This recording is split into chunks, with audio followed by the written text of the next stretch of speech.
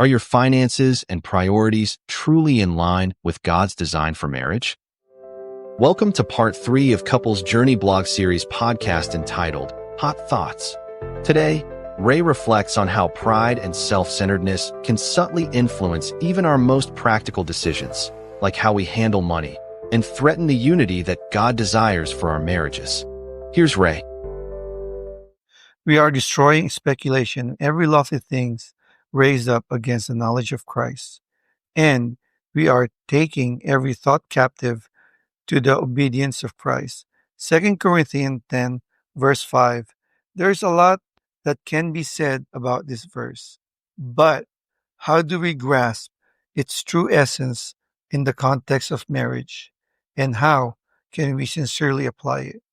As I reflect on this verse, along with other biblical insight Annie and I have discussed this week, it reminded me of how we handle finances as a married couple. Today, it's become the norm for both husband and wife to contribute income to meet the family's needs.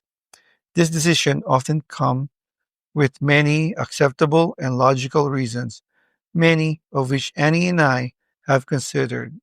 But if we're not intentional about the risk attached to this choice, especially how it affects God's beautiful design for our role, we can easily fall into the temptation of measuring sacrifice and creating a division. We risk reaching a point where there's a clear separation of finances between husband and wife, essentially compromising God's intended unity. You might even fall into the mindset of being just roommates. And little did we realize that tolerating this mindset can secretly feed pride and self centeredness.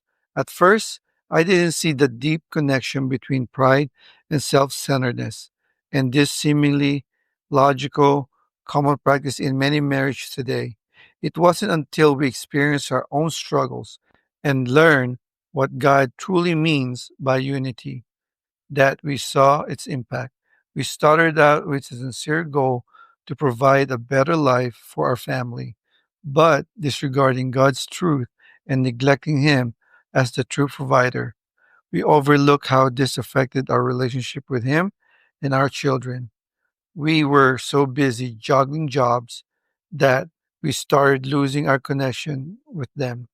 In Matthew 19, verse 4 to 6 says, And he answered and said, Have you not read that he who created them from the beginning made them male and female, and said, For this reason a man shall leave his father and mother to be joined with his wife, and two shall become one flesh. So they are no longer two, but one flesh. What therefore God has joined together, let no man separate. This verse makes it clear that husband and wife to be united under God's authority completely in every aspect, including finances.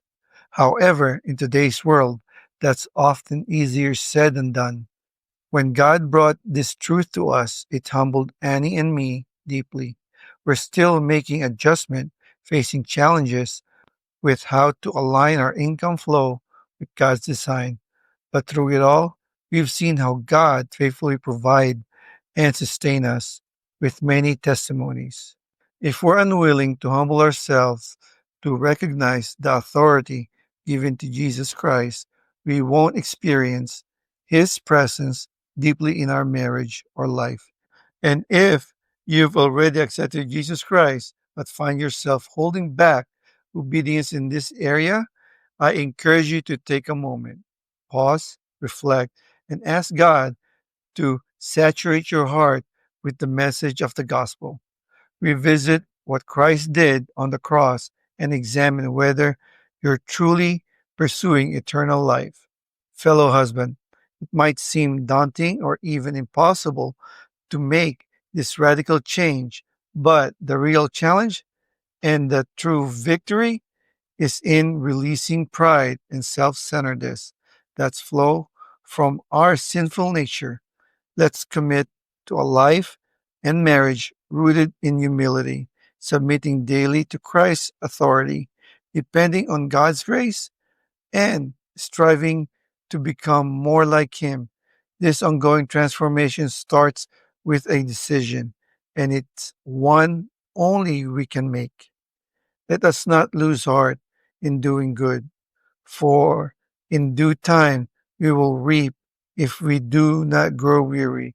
From Galatians 6, verse 9. Before we close, we want to invite you to engage with us and support the Couples Journey blog series podcast. By following this channel, leaving comments, and sharing episodes with your family and friends. You're helping us in our mission to transform marriages today. Your support encourages more couples to seek God's guidance and grow stronger together. Learn more about this movement on the website www.couplesjourney.org. Thank you for being part of this journey. Together, we can make a difference. Here's the final part of today's episode. As we wrap up today's reflection, remember that genuine obedience involves surrendering our pride and aligning every part of our marriage under Christ's authority. Ray invites us to keep examining our hearts and trusting God's faithfulness. Stay tuned tomorrow as we hear Annie's reflections in this week's theme. Have a blessed day.